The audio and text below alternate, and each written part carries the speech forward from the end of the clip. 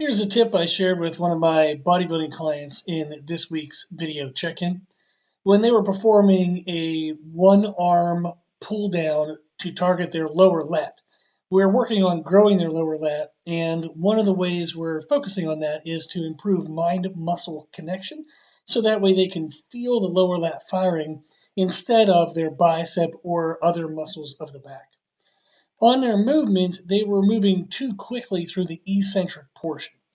When we think of an exercise, we can think of three phases. There's the concentric. The concentric is when we're contracting the muscle. Then once the muscle is contracted, you can then hold that contraction for an isometric contraction. And then there's the eccentric, which is when the working muscle is extending under weight load. The contraction is what most people focus on. However, if we perform an isometric hold once the muscle is contracted, and then we perform very slow eccentrics, those two phases are actually when the muscle is more sensitive to the weight load and the stimulus, and that's when you'll build more mind-muscle connection. So if you're wanting to grow a muscle, you got to feel it if you want to work it.